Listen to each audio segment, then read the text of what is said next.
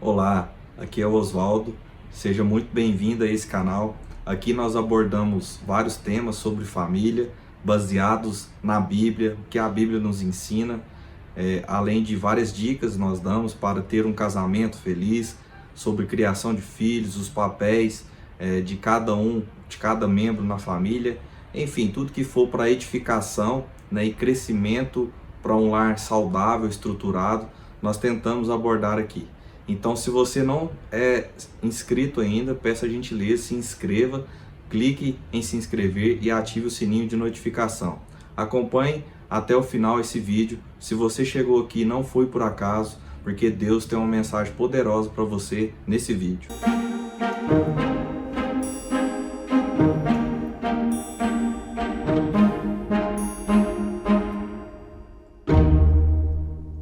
Já estou aqui com a minha Bíblia e nós vamos ler agora alguns versículos do Salmo 127. Se o Senhor não edificar a casa, em vão trabalham os que a edificam. Se o Senhor não guardar a cidade, em vão vigia a sentinela. Inútil vos será levantar de madrugada, repousar tarde, comer o pão que penosamente granjeastes. Aos seus amados ele dá enquanto dorme. Herança do Senhor são os filhos, o fruto do ventre, seu galardão. Essas passagens desse Salmo 127 é de uma riqueza grandiosa. Se a gente pegar aqui no versículo 1, na primeira parte do versículo 1, se o Senhor não edificar a casa, em vão trabalham os que a edificam. O que quer dizer? Aqui a edificação vem em dois sentidos. Na edificação espiritual, que essa vem de Deus, e a outra edificação de construção propriamente dita. Então, a palavra nos deixa claro que se o Senhor não edificar a casa, não adianta nada você construir uma casa, levantar as paredes, ter um teto para morar, sendo que se Deus não faz morada, não se faz presente no seu lar. Nós precisamos da edificação divina, que é justamente que vai nos trazer um valor moral, ético, nos trará disciplina espiritual. Então, que os anjos de Deus possam morar na nossa casa, que a gente clame pelo Espírito Santo. Uma frase que eu gosto muito, inclusive: casa é alvenaria e lar é família, né? Casa a gente pode comprar, vender, é feito de aspectos físicos, né? Material de construção. Já uma família a gente não consegue comprar, é preciso formar através do relacionamento ao longo dos anos. Então essa passagem nos deixa claro, nos dá uma lição valiosa de que nós devemos consagrar, devemos clamar por Deus, para que Deus possa estar no nosso lar, na nossa vida, para que possamos ter sentido, que a nossa família possa viver em unidade. Nessa segunda parte aqui do versículo 1, diz o seguinte: se o Senhor não guardar a cidade, em vão vigia a sentinela. A sentinela nada mais é do que um guarda, um guardador, um vigilante, né, que fica ali de prontidão para observar se algum inimigo está à espreita. Por exemplo, nas cidades dos tempos antigos, que as cidades eram feitas de muros muito altos e portões maciços e robustos. Então o sentinela, ele tinha a função de ficar ali, tanto para ver o perigo, avistar o perigo de imediato, e também para servir como alerta para os demais militares para vir e defender a cidade. Por exemplo, a gente vê Babilônia, que era uma poderosa fortaleza. Suas paredes maciças de fosso profundo e imponentes portões impossibilitavam a conquista de qualquer força invasora.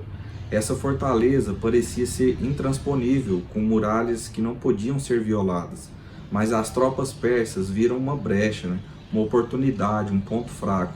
Através do rio Eufrates, enxergaram um ponto de entrada para invadirem essa grande fortaleza. Desviaram a corrente rio acima. As tropas de Ciro marcharam ao longo do leito do rio, por baixo dos portões, até o coração da cidade. Então, o que parecia impossível, o que parecia seguro, a história nos mostra que sem Deus, em nada nem ninguém, encontramos segurança. A grande Babilônia caiu em uma única noite. Até os povos pagãos na antiguidade, eles tinham consciência de que dependiam de uma divindade para terem proteção porque eles sabiam que eles não tinham capacidade de ter o controle total da situação e nem eles mesmos de se autoprotegerem. Então eles procuravam outros deuses. O problema é que nada resolvia, não adiantava, porque eles procuravam deuses falsos e não dava nenhuma proteção para eles, porque era fruto apenas de crenças humanas vazias. E aqui a passagem diz o seguinte: se o Senhor não guardar a cidade, em vão vigia a sentinela. Quando a Bíblia se refere a Senhor aqui, e geralmente nas Bíblias vem em caixa alta, se refere ao próprio Deus. Então, se Deus não guardar a cidade, não adianta você colocar um sniper para vigiar sua casa, colocar cerca elétrica e um Doberman para vigiar sua casa. Se Deus, você não clamar a Deus, a nossa proteção primária e principal deve ser divina. E eu não estou falando para você não se preocupar com a segurança, que é algo importante, ainda mais no país que a gente vive. Sim, você deve investir em segurança, mas a sua família deve se reunir, fazer os momentos de oração e pedir a proteção divina. Esse deve ser o principal ponto que vocês devem buscar dentro do seu lar. Ouça o trecho dessa música. Que segurança sou de Jesus, eu já desfruto bênçãos da luz. Sei que herdeiro sou de meu Deus, Ele me leva à glória dos céus. Essa é uma canção número 240 do Inário Adventista. Quem compôs essa música foi Fanny Jane Crosby, que nasceu em 1820 em Nova York. Fanny, logo após nascer, seu pai veio a falecer, e após 6 semanas de seu nascimento, ela ficou cega devido a um erro médico, um procedimento que não deu certo. Essa deficiência visual acompanhou ela durante sua vida toda. Então, uma pessoa assim, o que poderia se esperar? Geralmente o fracasso, a melancolia, o ressentimento, a amargura, mas ela não se deixou abalar por tais circunstâncias, e Fanny foi muito impactada pelas passagens da Bíblia. Aquilo lhe trouxe ânimo, lhe trouxe esperança. Fanny não se deixou dominar pelo medo e melancolia. Ela se tornou a mulher mais influente da hinologia norte-americana. Ela compôs, entre poemas e hinos cristãos, mais de 9.000 obras. Certa vez, sua mãe te fez uma pergunta: filha, você não se sente triste por ter ficado cega tão jovem? A resposta de Fanny surpreendeu. Ela disse: não, mãe, na verdade eu me sinto feliz, porque quando Jesus voltar e eu voltar a enxergar, o primeiro rosto que eu vou ver é do meu Salvador. Diante disso, a gente aprende várias lições com Fanny, que diante da incerteza e da escuridão, nós devemos buscar segurança em Jesus, esperança em Deus, né? Nós temos que olhar como ela, com os olhos da fé, e que nós possamos declarar, conforme está lá em João 11, 25, quem crê em Jesus, ainda que morra, viverá.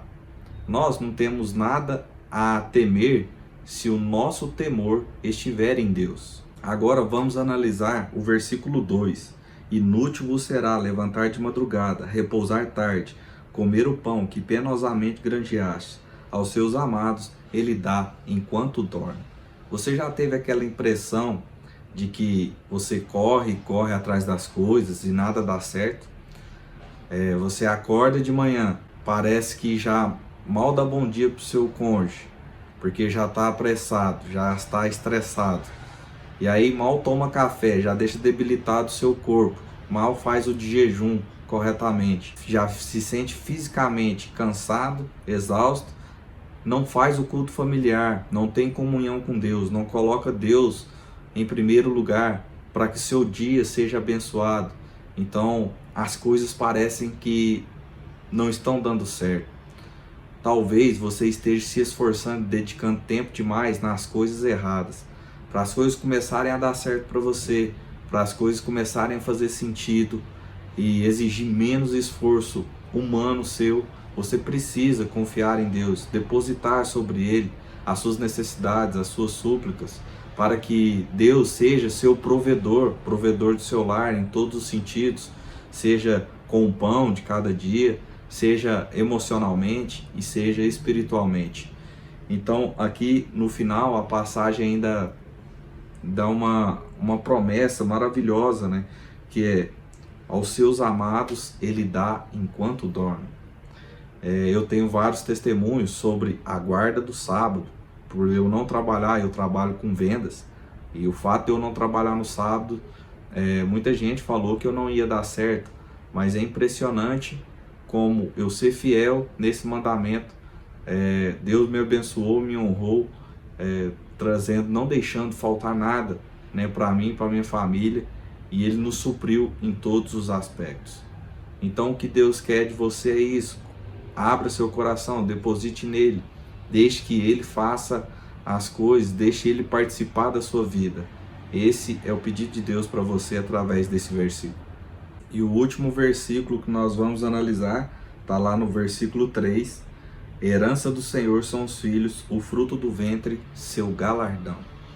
Uma garçonete que trabalhava em Ohio, nos Estados Unidos, sempre atendia um senhor que ia lá frequentemente. Ela sempre atendia ele muito bem, era muito solícita com ele, muito educada, e ao final de cada atendimento ele ficava extremamente feliz com a maneira que aquela garçonete o tratava. Mas certo dia esse senhor veio a falecer e ele deixou uma herança. Adivinhe para quem que ele deixou destinada essa herança? Para a garçonete que o atendia. Convertendo para os valores de hoje, era mais ou menos R$1 milhão.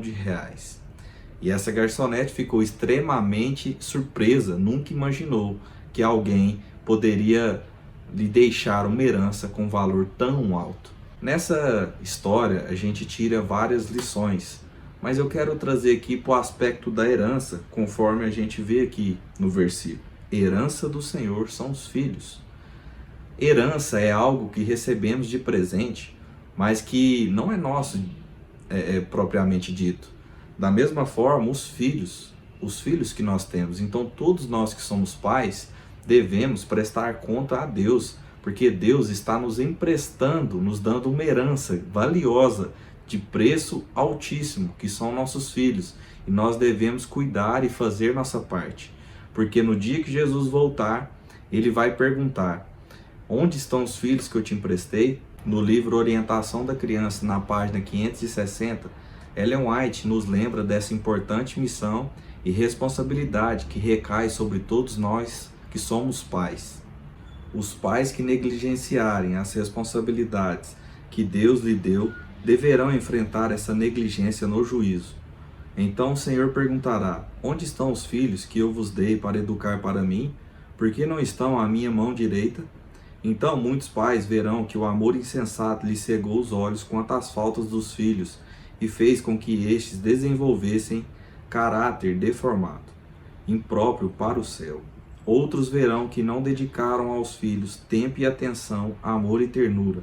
Sua própria negligência do dever fez dos filhos o que agora são.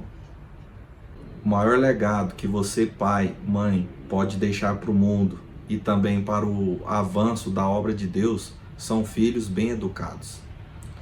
De acordo com o que vimos aqui, coloque Deus em primeiro lugar no seu lar para que vocês recebam segurança, para que haja edificação no seu lar, para que Deus lhe dê sabedoria para conduzir seus filhos, enfim, para que nada lhes falte. Se você gostou desse vídeo, compartilhe ele, se inscreva no canal, e aqui abaixo também vai estar o link da descrição do Lar Sagrado, que é uma escola das famílias cristãs, da edificação do lar, que vai te ajudar e muito no seu casamento, no seu dia a dia, na vida familiar. Que Deus lhe abençoe.